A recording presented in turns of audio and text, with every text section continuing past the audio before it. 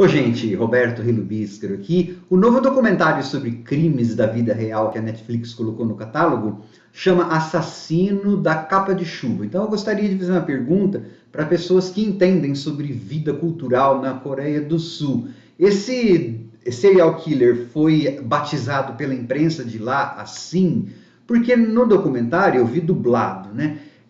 Em nenhum momento fala assassino da capa de chuva. Elas falam o nome do cara e ele só aparece em uma cena do documentário lá sendo conduzido para polícia, provavelmente, da delegacia, porque estava chovendo, então estava com uma capa de chuva.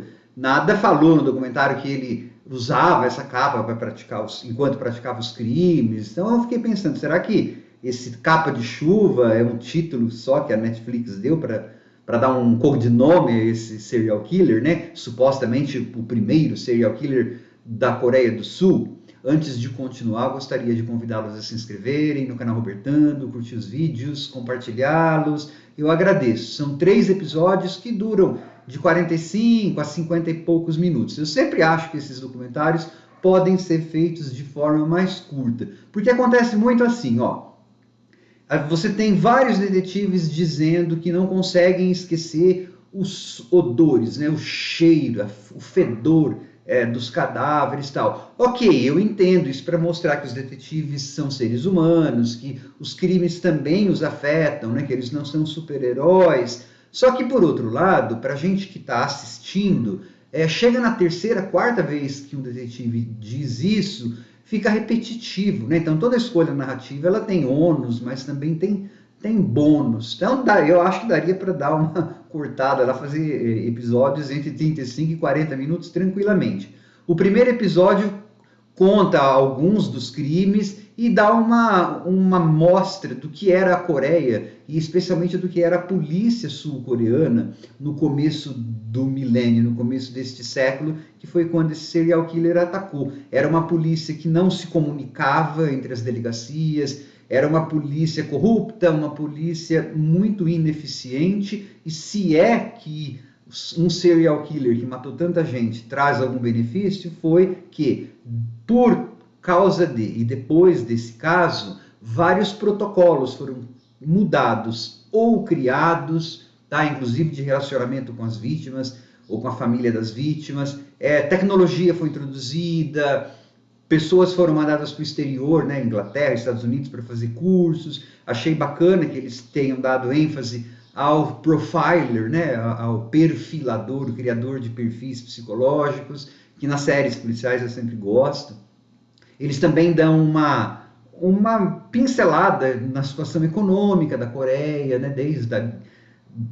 de quando ela se tornou independente do Japão, tal, bem rapidinho, mas contextualiza.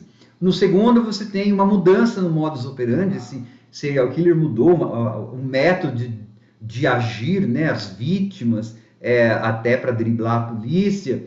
Mostra umas escorregadelas feias que a polícia coreana, sul-coreana deu, uma inclusive, que se a gente visse em filme, série, comentaria, só em filme mesmo que a pessoa ia fazer isso com um monte numa cadeia, numa delegacia e tal. E na terceira parte você tem os efeitos, né? O julgamento, a sentença e os efeitos devastadores, não só na psique dos policiais, dos detetives, forenses envolvidos, mas também alguns membros de algumas famílias, né? Você tem família lá que você teve 2 suicídios, uma taxa muito alta numa família. Claro que isso é por conta de trauma dos assassinatos. Assim, o serial killer, ele dão sobre ele apenas o mínimo necessário. Ele não tem a voz muito no documentário e também não tem aparência no documentário, né? Eles focam mais no trabalho da polícia. O que a gente tem são algumas, chama em inglês voice-overs, né? Tem um narrador que de vez em quando se intromete no documentário, falando algumas frases deste serial killer. Então dá um efeito assim bastante incômodo, né? Porque é como se o serial killer estivesse invadindo a narrativa, assim como ele invadiu a vida daquelas pessoas e tirou.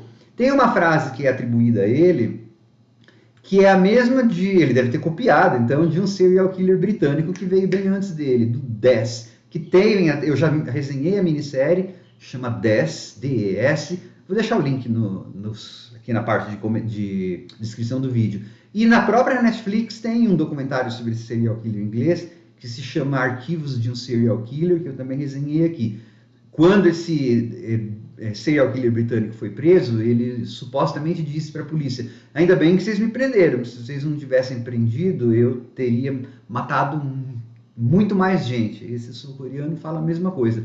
Em termos assim de estrutura do documentário, não é um daqueles documentários que fazem fogos de artifícios visuais e acabam tirando ou glamourizando muito o serviço malévolo do serial killer, né? Aí você tem bastante gente falando com muito close, né?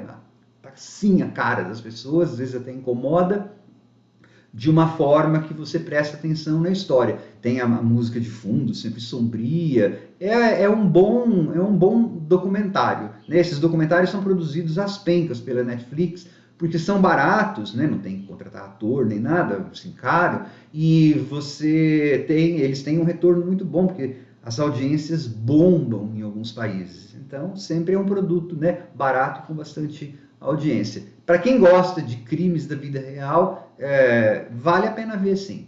Tchau!